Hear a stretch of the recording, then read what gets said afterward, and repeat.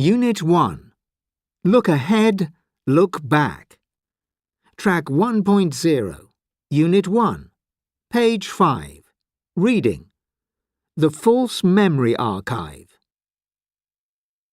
Have you ever had a heated discussion with someone because you remember something from the past vividly in one way, yet they remember it in a completely different way?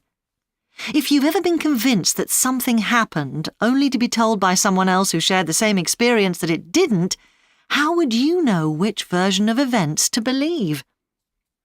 Although psychological experiments to manipulate and implant false memories have been carried out for some time, it is only recently that investigations into examples of false memories and why we create them have begun. Theories developed through studying accounts like this demonstrate that the brain can be as creative as it is inaccurate when it comes to memory, and is able to transform made-up stories and childhood emotions into remembered fact. This is the subject of a recently published collection made up of diverse real-life examples, some of which are at times boring, but at others incredibly strange.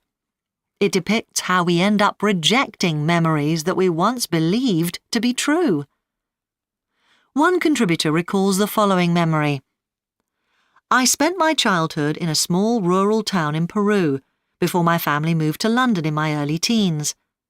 My brother and I often reminisced about our early years in Peru, especially about the succulent pear melons that we used to pick off the tree in the front yard of the house directly across from ours, before racing back home before the owner caught us.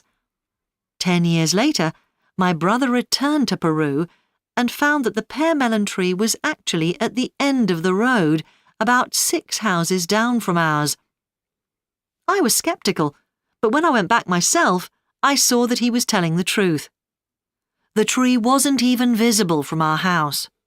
Not only that, but the man who lived opposite was delighted to see me.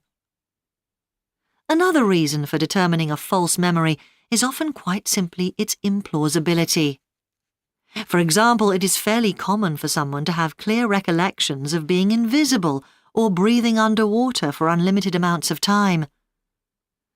Moving on to why we have subjectively vivid memories that contradict real events, the answer is not entirely clear.